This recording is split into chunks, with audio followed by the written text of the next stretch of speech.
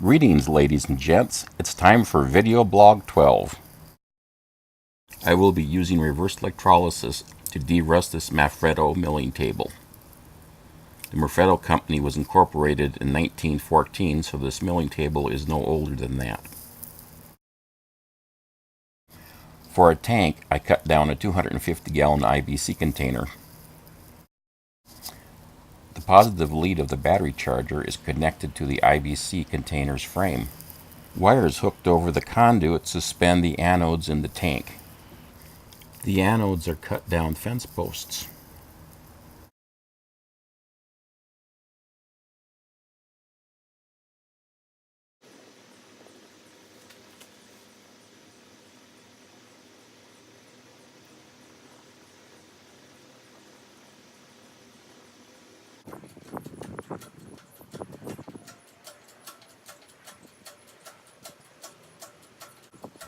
I'm lifting the table out of the bath to inspect the progress and better position the chain.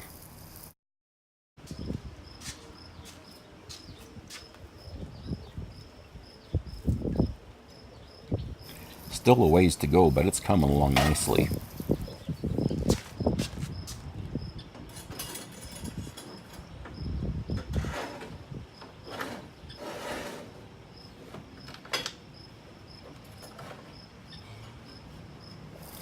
The metal frame on the IBC container really came in handy.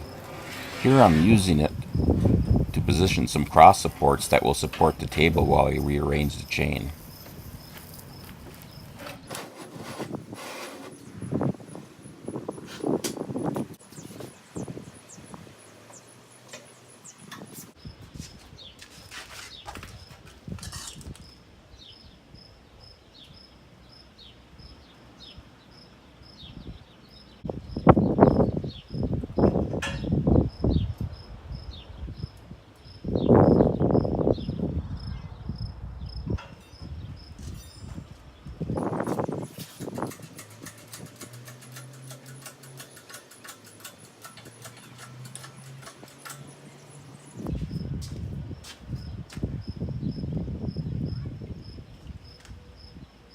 Good enough.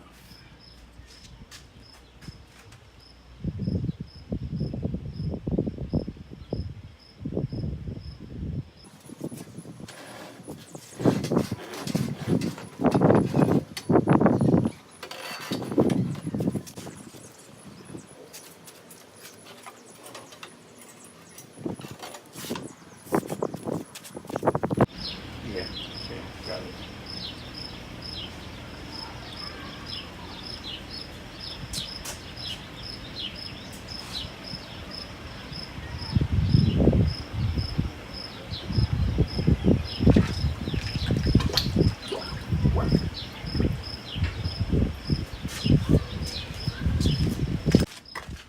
I've borrowed an ammeter from a lawn tractor. Unfortunately, it sticks.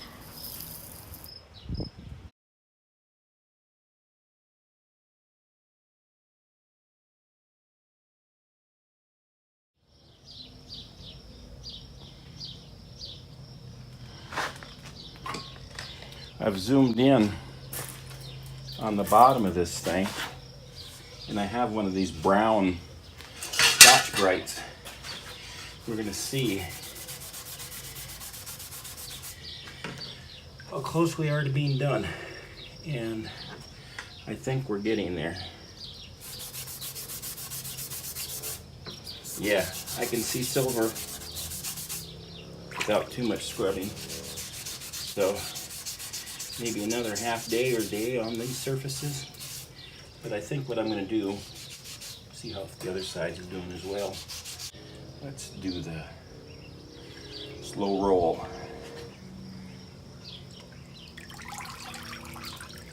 One. I'm going to walk it back.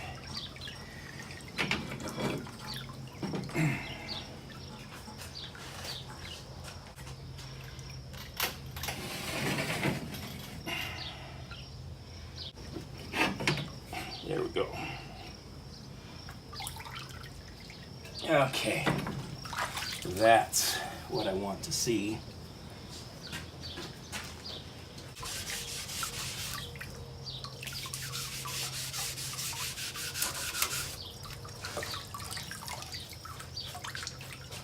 maybe if we get some of this crud off, the electrolysis, or reverse electrolysis, whatever you want to call this, reverse electroplating, will proceed faster.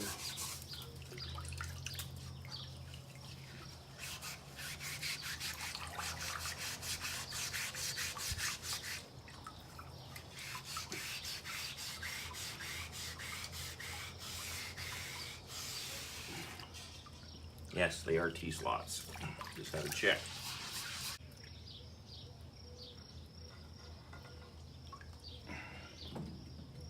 It stays. That's kind of amazing.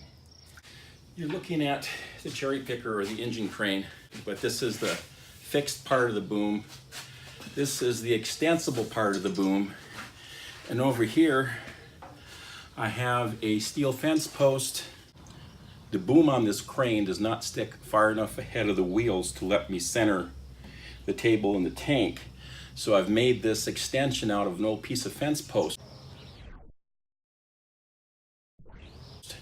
The notches on the bottom engage the bolt here, and the rear of it kicks up against the top, which locks this very securely in place. And yes, I know there's a danger of it being front heavy, but this is a very big crane, and this table compared to an engine or an engine and a transmission together is on the light side. You need to see how it hangs now. If the chains both get tight at the same time, it'll come up even. And the front one's a little tighter, but it's not bad. We only got about an inch difference from before. And we can tie it to this leg and keep pretty good alignment, so that'll work. Okay, let's drop it back in the water. To do that, we need to pull the posts, the supports out from under it. I'm tempted to keep scrubbing, but let's belay that urge.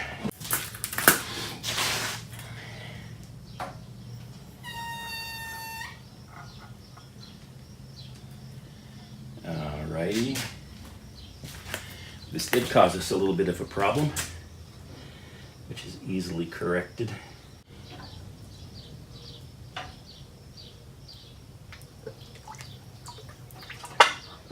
Yeah, a little bit more.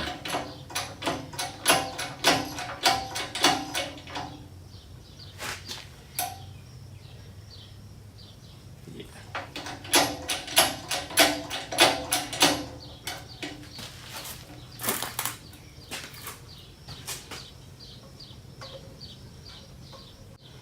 There, let's see how that works.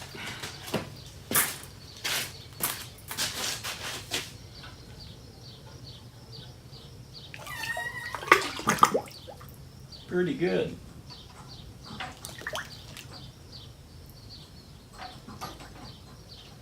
There we go. We can live with that.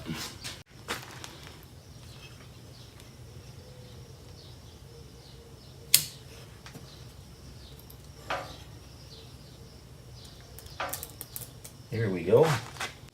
We have a spark there, which is a good sign. And here's our meter.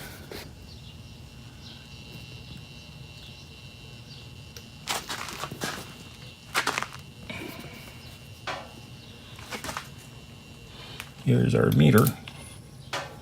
Yep. You don't like to go back to zero so easy. There we go.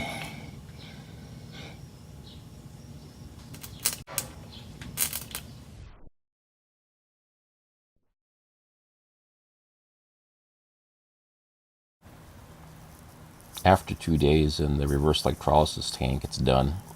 Here we're lifting it up and we're going to put it on that table over there. It's nice to have a roll around cart like that. That's actually a piece of scaffolding. And we're going to pull off the chains. Put down some tin foil to protect the table from some of the oils.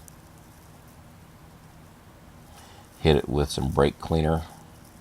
And follow the brake cleaner with some WD-40.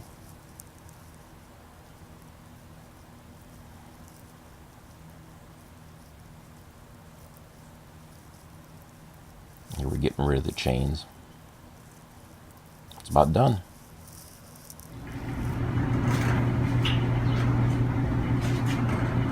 This ends the DeRusting segment of this video. I'm rather pleased.